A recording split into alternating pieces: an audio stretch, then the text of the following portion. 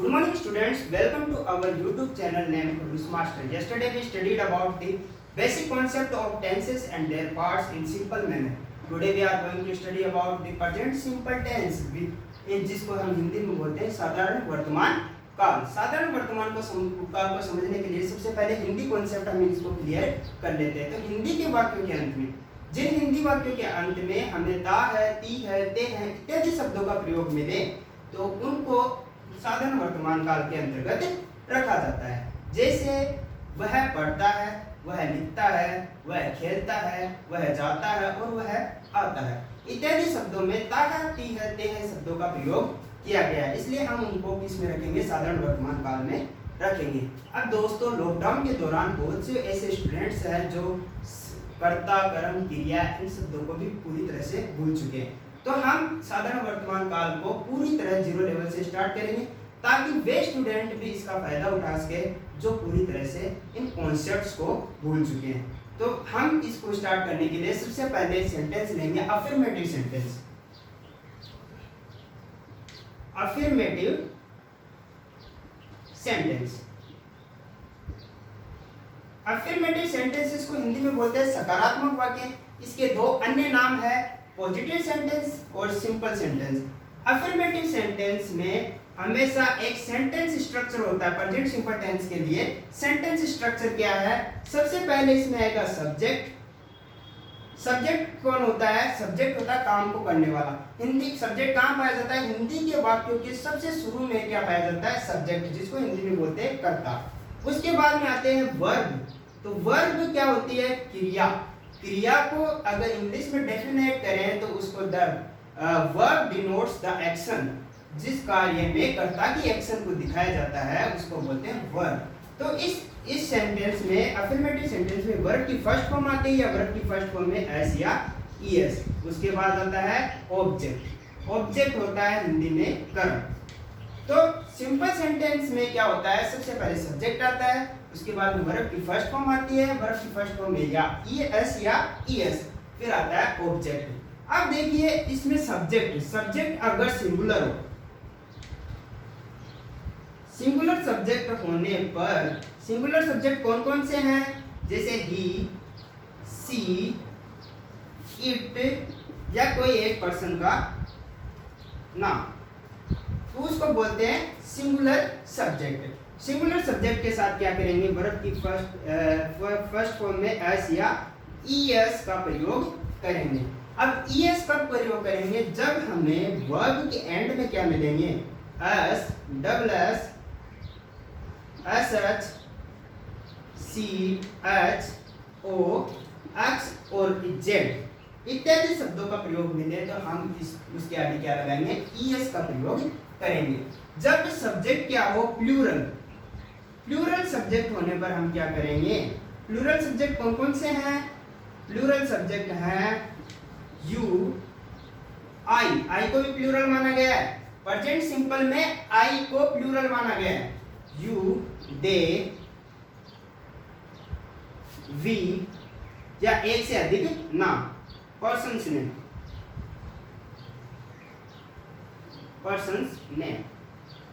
उसके लिए क्या करेंगे, वर्ब की फर्स्ट फॉर्म का प्रयोग करेंगे।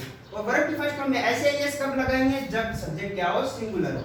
ध्यान रखिएगा प्रेजेंट सिंपल के सिंपल सेंटेंस और पास्ट सिंपल के सिंपल सेंटेंस में ये दो ही ऐसी टेंसेस है जो क्या नहीं लेती, हेल्पिंग वर्ब नहीं लेती। अब देखिए बहुत से बच्चे क्या हो गए हैं, सब्जेक्ट को भूल चुके हैं, वर्ब को भूल चुके हैं, ऑब्जेक्ट को भूल चुके हैं। तो याद दिलाने के लिए सब्जेक्ट वह होता है जो काम को करता है, काम को करने वाला सब्जेक्ट होता है। सब्जेक्ट कोई नाम भी हो सकता है या प्रोनाउन भी हो सकता है। वर्ब होती है क्रिया। हिंदी के वाक्यों के अंत में जो मिलता है उसे बोलते हैं वर्ब। जैसे वह पढ़ता है तो पढ़ना क्या है, क्रिया, वह क्या है, सब्जेक्ट, और ये क्या है, ऑब्जेक्ट। वर्ब को समझने के लिए वर्ब देखिए, वर्ब को दो भागों में डिवाइडेड किया। वर्ब को बोलते हैं क्रिया। क्रिया दो प्रकार की होती है, एक तो होती है मेन वर्ब, एक दूसरी होती है हेल्पिंग वर्ब। या इसे एक और नाम दिया गया है ऑक्सिलरी वर्ब। दोनों का मतलब होता है सहायक क्रिया। तो मेन वर्ब कौन कौन से टेंस में प्रयोग होता है? जो सहायक क्रिया नहीं लेके अभी बताया मैंने, प्रेजेंट सिंपल का अफर्मेटिव सेंटेंस और पास्ट सिंपल का अफर्मेटिव सेंटेंस, ये दो ही सेंटेंस ऐसे हैं जो क्या नहीं लेते, हेल्पिंग वर्ब नहीं लेते। बाकी सब के साथ हेल्पिंग वर्ब्स का प्रयोग किया जाता है according to their tenses. Clear? Okay. तो अफर्मेटिव सेंटेंसेस को समझने के लिए हम क्या जाएंगे, किसमें जाएंगे? एग्जांपल्स में जाएंगे। तो एग्जांपल्स में चलते हैं। Like he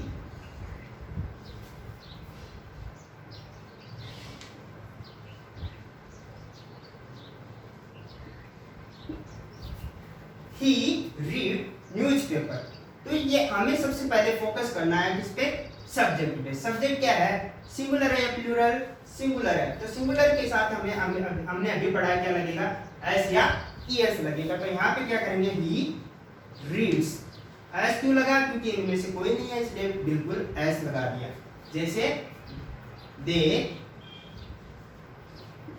play football. दे आ गया, प्लूरल है। प्लूरल के लिए क्या करेंगे? हमेशा मेन वर्ब यूज करेंगे। मेन वर्ब के लिए मेन वर्ब क्या है? प्ले। तो यहाँ पे क्या हो गया? They play football. क्लियर? सो अभी हम इसके आगे पढ़ेंगे।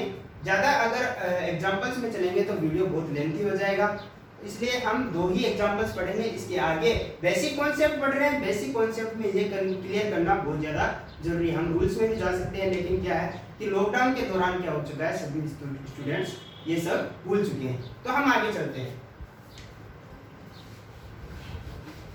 अगला सेंटेंस है हमारा नेगेटिव सेंटेंस। नेगेटिव सेंटेंस में किस चीज का प्रयोग किया जाता है? नोट शब्द का प्रयोग किया जाता है। नोट, नेवर और नो शब्द का प्रयोग किया जाता है।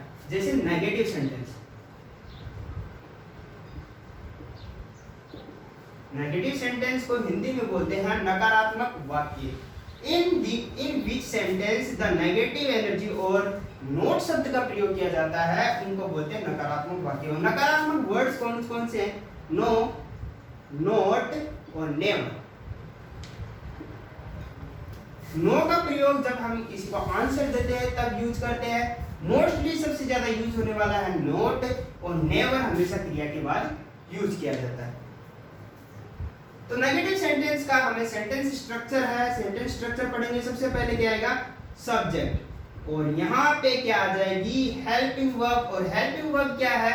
डू और डज। डू और डज के साथ हमेशा वर्ब की फर्स्ट फॉर्म लगेगी, और फिर क्या आ जाएगा? ऑब्जेक्ट। देखिए सेंटेंस का बेसिक कॉन्सेप्ट क्या है? बेसिक कॉन्सेप्ट एक ही है, SVO। सब्जेक्ट, वर्ब और ऑब्जेक्ट से हमें क्या बना सकते हैं? सेंटेंस बना सकते हैं। लेकिन नॉट प्लस वर्ब की फर्स्ट फॉर्म फिर ऑब्जेक्ट।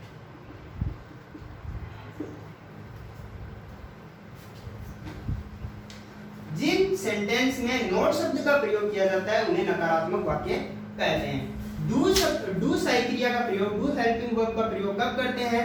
तो देखिए जब सब्जेक्ट क्या हो, प्लूरल हो तब हम क्या करेंगे? डू का प्रयोग करेंगे। और जब सब्जेक्ट क्या हो? सिंगुलर होने पर क्या करेंगे? डज सहायक क्रिया का प्रयोग करेंगे। और इनके जस्ट बाद में क्या लग जाएगा? नोट।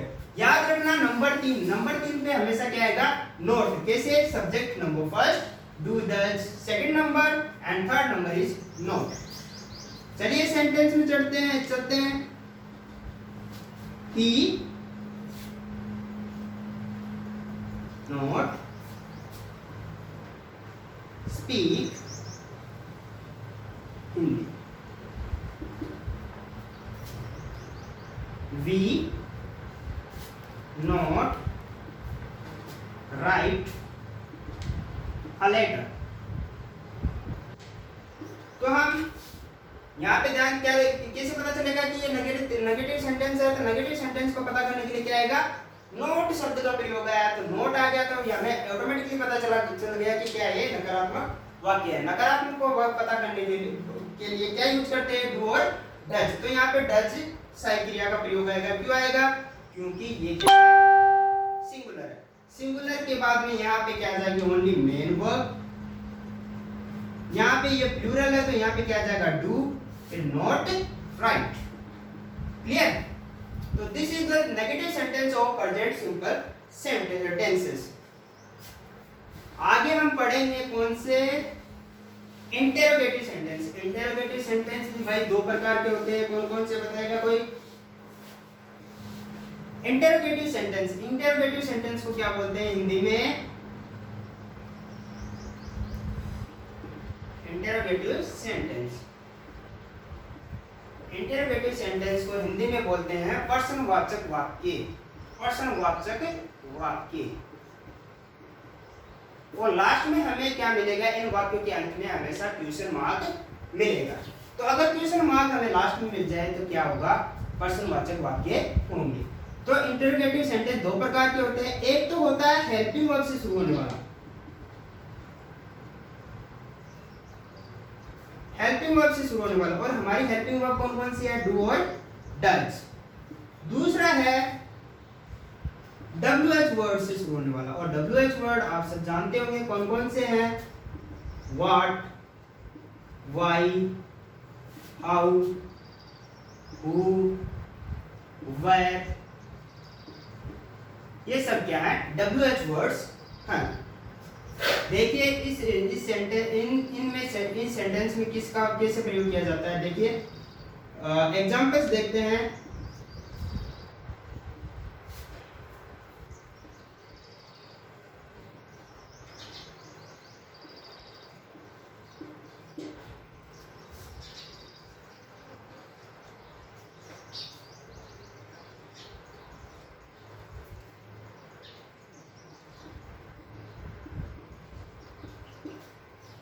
दो प्रकार के वाक्य हैं, इसमें WH शब्द का प्रयोग किया गया है, और यहाँ पे क्या आएगी, हेल्पिंग वर्ब पहले आएगी। हेल्पिंग वर्ब पहले आएगी तो हिंदी में वाक्य कैसे बनेगा, जो शुरू में क्या शब्द का प्रयोग करते हैं वो हमेशा शुरू होते हैं हेल्पिंग वर्ब से, और जिनके बीच में वह कहाँ जाता है, वह कहाँ पढ़ता है, वो क्यों पढ़ता है, वह क्यों खेलता है, उसके लिए हम क्या करेंगे, WH वर्ड्स का प्रयोग करेंगे। तो यहाँ पे आ जाएगा, ये क्या है, सिंगुलर है, तो सिंगुलर के लिए क्या आ जाएगा, डज ही प्ले क्रिकेट।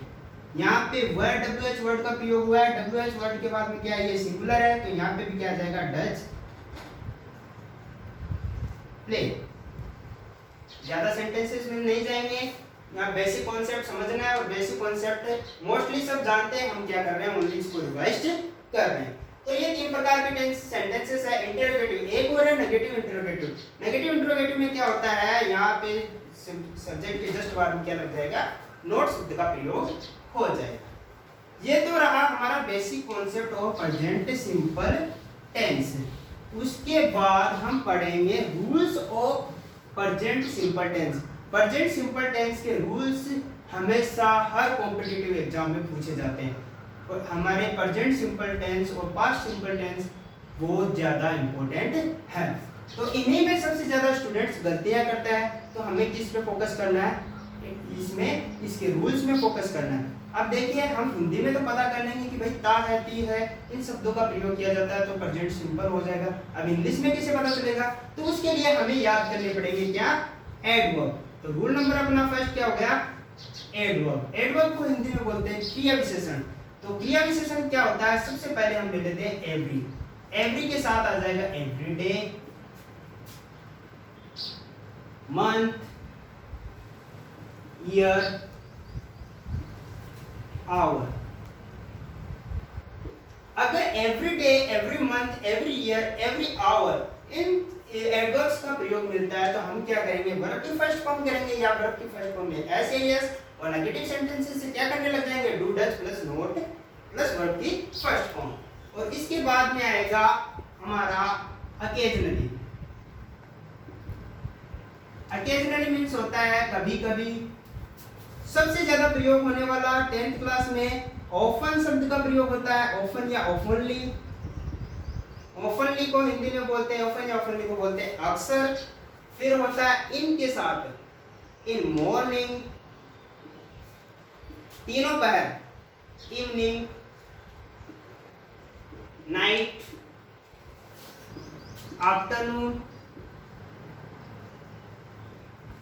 सुबह, शाम, दोपहर, इन शब्दों, इन एडवर्ब्स के साथ भी इसी टेंस का प्रयोग किया जाता है। फिर है अपना फ्रीक्वेंटली। फ्रीक्वेंटली मीन्स होता है कभी कभी, फिर रेयरली, बेयरली, इन सब का प्रयोग कभी कभी अक्सर इन्हीं के लिए किया जाता है। Once, twice,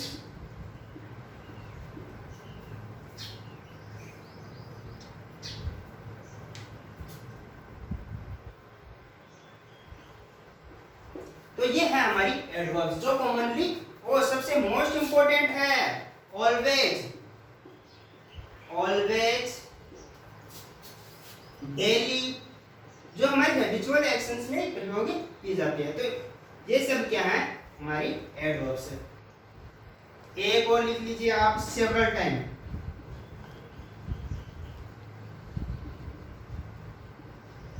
accept. तो every day, every month, every year, every our, occasionally, often, oftenly, in morning, evening, afternoon, night, frequently, rarely, barely, once, twice, always, daily, several times, etc. इन सब के साथ किसका प्रयोग किया जाता है? इस प्रेजेंट सिंपल टेंस का प्रयोग किया जाता है। इनको हम वाक्यों में कैसे प्रयोग करेंगे, तो हम सिंपल, नेगेटिव और इंटरोगेटिव बना के देख लेते हैं। जैसे एग्जाम्पल के तौर पर देखिए, जैसे आई ऑलवेज वर्क हार्ड।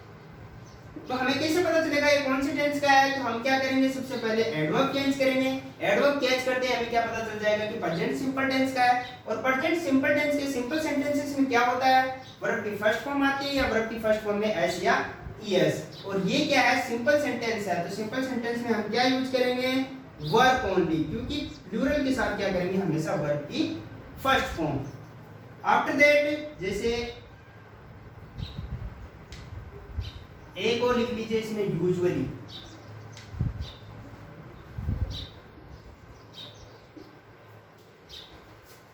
जैसे ये यूजुअली,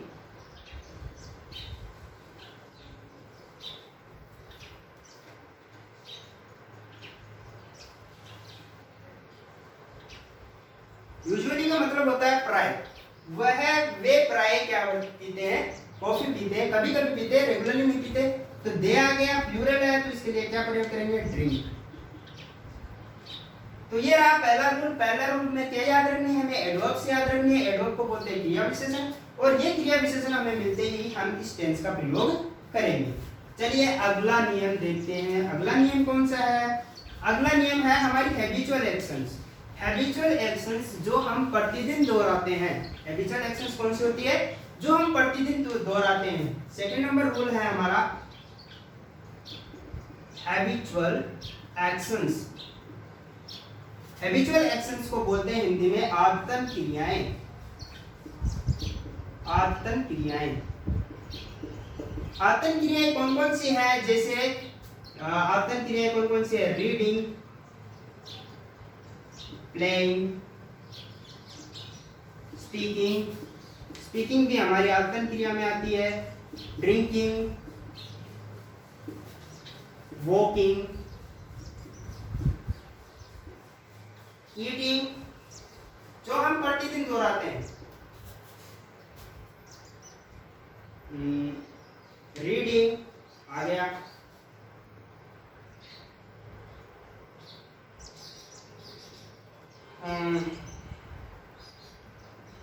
वेटिंग,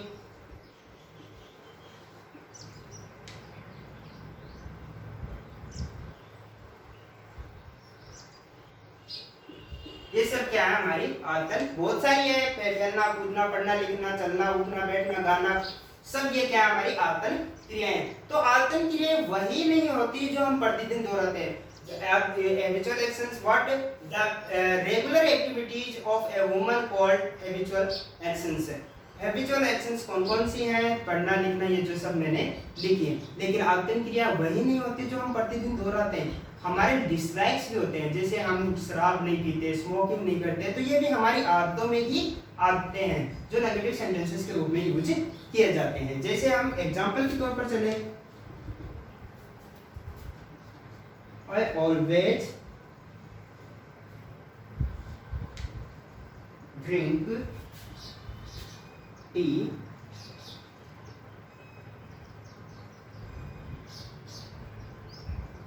मैं हमेशा क्या पीता हूँ? चाय पीता हूँ। तो यहाँ पे ऑलवेज शब्द का प्रयोग होता है और हमेशा शब्द किसके लिए, हमेशा और डेली शब्द का प्रयोग किसके लिए किया जाता है?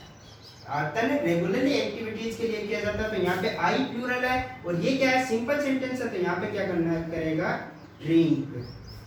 जैसे राहुल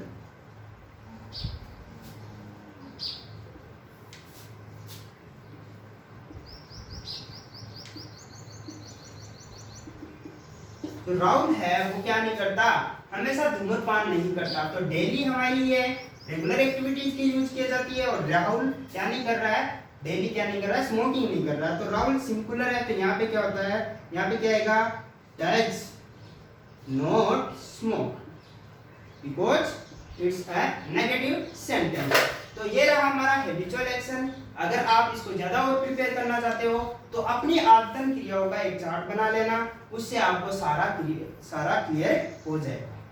तीसरा रूल है अपना, नियम नंबर तीसरा कौन सा है? नियम नंबर तीसरा है अपना यूनिवर्सल ट्रूथ। यूनिवर्सल ट्रूथ को हिंदी में बोलते हैं सार्वभौमिक सत्य कथन, जो सभी के द्वारा एक्सेप्टेड हो। The person who accept the fact called universal truth. जो फैक्ट सबके द्वारा एक्सेप्ट किए जाते हैं उसको क्या बोलते हैं? Universal truth. जैसे सूर्य कौन सी दिशा में उदय होता है? पूर्व दिशा में, पश्चिम दिशा में छिप जाता है, रात को मून होता है। इसी प्रकार से प्रयोग किया जाता है। यूनिवर्सल ट्रूथ कौन कौन से? जैसे एग्जांपल के तौर पर, जैसे द सन, ये तो ज्यादातर प्रयोग किया हुआ है सबका। Rise in the east and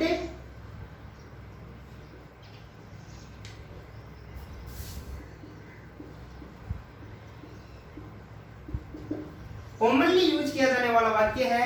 जैसे द सन क्या हो गया?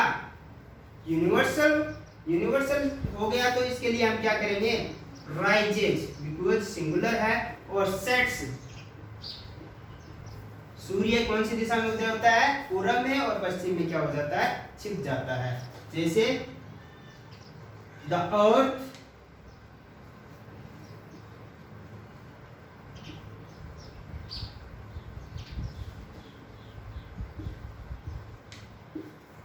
पृथ्वी है वो किसके चारों तरफ चक्कर काटती है? किसकी चारों तरफ? सूर्य की चारों तरफ। तो ये सार्वभौमिक सत्य कथन है। वैज्ञानिकों ने सब कुछ प्रूव करके दिखाया और सबके द्वारा क्या किया जाता है? एक्सेप्ट किया जाता है। तो यहाँ पे क्या आ जाएगा? मूज, बिकॉज मूज क्यों आएगा? ये क्या है?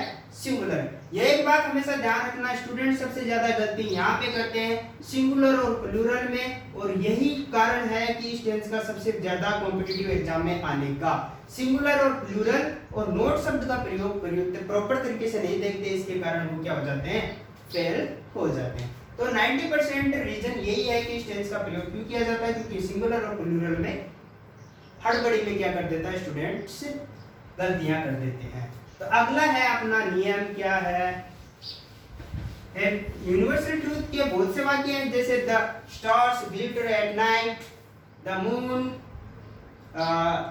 glitter at night, the moon rises at night।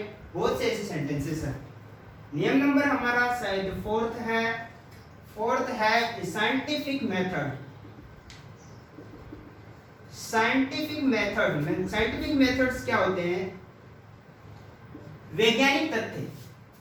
Scientific method ऐसे तथ्य जो वैज्ञानिकों ने प्रयोग करके सत्य साबित किया हो उनको बोलते हैं वैज्ञानिक तथ्य। और वो क्या, वो तथ्य क्या, सबके द्वारा एक्सेप्टेड हो, सभी उसको मानते हो। जैसे पानी 100 डिग्री पर क्या होने लगता है? वो बनने लगता है, भाप बनने लगता है। और 100 डिग्री पर जो क्या होता है, बर्फ भी बनने लगता है। 0 डिग्री पर बर्फ बनने लगता है, सॉरी। जैसे एग्जांपल है the water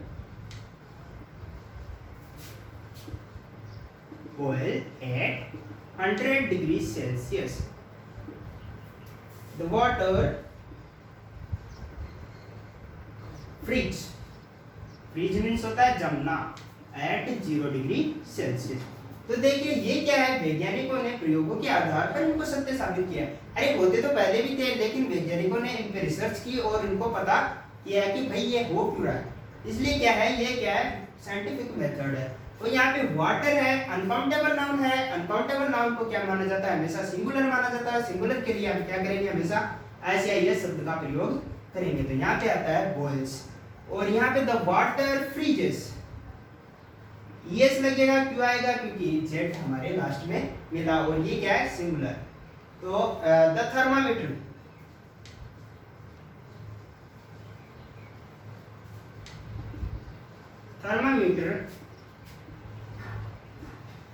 measure human temperature।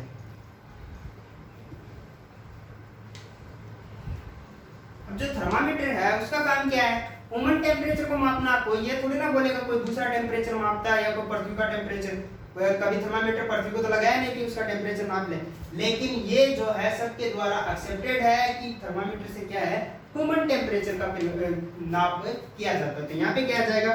The thermometer क्या है? सिंगुलर है। सिंगुलर के लिए क्या करेंगे? ऐसे ही इसका प्रयोग। तो यहाँ पे क्या आ जाएगा? मेजर्स। तो ये रहा था हमारा रूल नंबर 4। क्लियर? एक बात हमेशा ध्यान रखना, हमें सेंटेंस का सेंस हमेशा समझना पड़ेगा। बिना सेंस समझे हम उसको वाक्य में सही तरीके से प्रयोग नहीं कर पाएंगे। यहाँ पे हम सबसे ज्यादा गड़बड़ करते हैं और इनका सेंस समझना, अकॉर्डिंग टू रूल्स चलोगे तभी आपको समझ में आएगा। अगला नियम है आपका rule number 5, permanent activity. Permanent activity जानते हो? परमानेंट एक्टिविटी वो क्रियाएं होती है जो स्थायी रूप से होती है। परमानेंट एक्टिविटी जैसे रोज है, स्थायित्व प्रदान करती है। जैसे रोज है, उसका काम क्या है? अच्छी स्मेल देना। और क्या है? नालियों का क्या है? गंदी स्मेल देना। इसलिए क्या है, जैसे परमानेंट एक्टिविटी कैसे, जैसे हम एग्जांपल के तौर पर समझने की कोशिश करेंगे। द रोज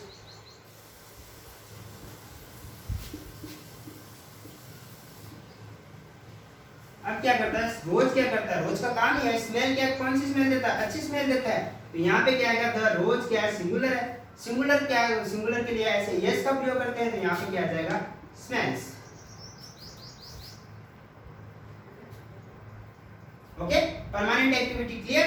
जो कार्य परमानेंटली किए जाते हैं, the rose smells good. Okay, जैसे द लोयन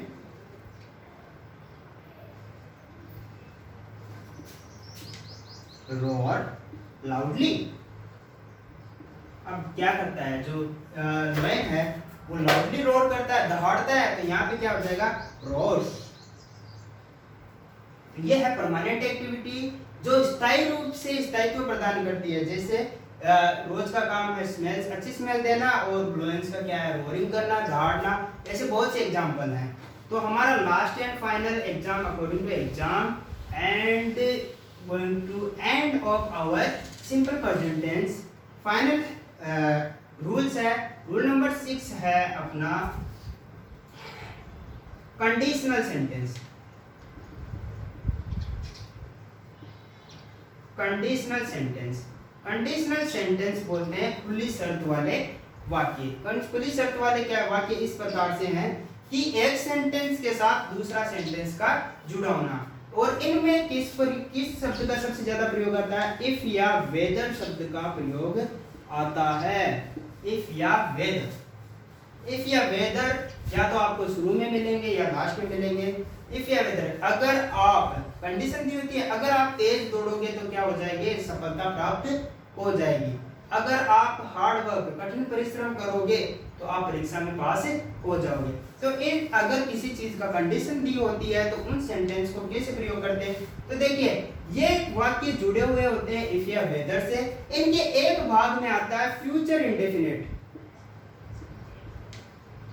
इंडेफिनिट, फ्यूचर इंडेफिनिट में क्या होता है, फ्यूचर इंडेफिनिट में हमेशा आता है विल और शैल के साथ क्या आता है, वर्ब की फर्स्ट फॉर्म।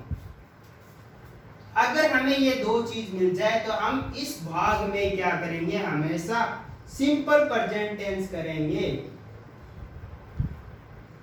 प्रेजेंट टेंस का प्रयोग करेंगे। सिंपल प्रेजेंट टेंस क्या है, उसमें वर्ब की फर्स्ट फॉर्म आएगी या वर्ब की फर्स्ट फॉर्म में एस या ईएस, या नेगेटिव सेंटेंस में क्या प्रयोग करेंगे, डू और डच के साथ नोट शब्द का प्रयोग करके वर्ब की फर्स्ट फॉर्म का यूज करेंगे। जैसे एग्जांपल के तौर पर, if you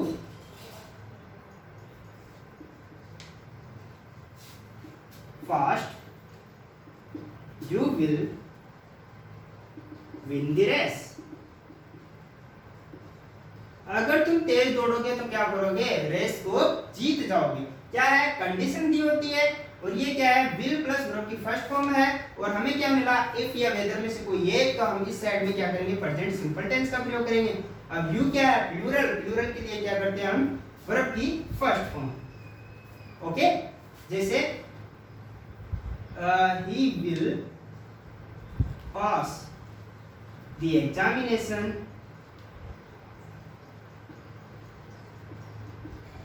if he work hard। वह क्या कर देगा, एग्जामिनेशन को पास कर देगा। अगर क्या कंडीशन क्या है, अगर वह कठिन परिश्रम करेगा। हमें क्या मिला, विल प्लस वर्ब की फर्स्ट फॉर्म मिली, और क्या मिला, कंडीशनल वर्ड्स मिले, कंडीशनल वर्ड्स मिले, इसलिए हम उस साइड में क्या करेंगे, प्रेजेंट सिंपल टेंस का प्रयोग करेंगे। और ही क्या है, सिंगुलर है, सिंगुलर के लिए क्यों प्रयोग करते हैं, वर्क्स। तो ये थे हमारे रूल्स जो प्रेजेंट सिंपल टेंस के थे, और मोस्ट इंपोर्टेंट है एवरी कॉम्पिटिटिव एग्जाम के लिए।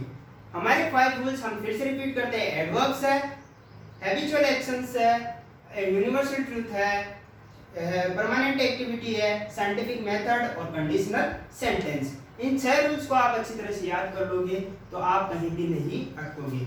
सो आपको ये सब वीडियो कैसे लगे आप कमेंट्स करके बताइए, लाइक और शेयर करना ना भूलें। Thank you.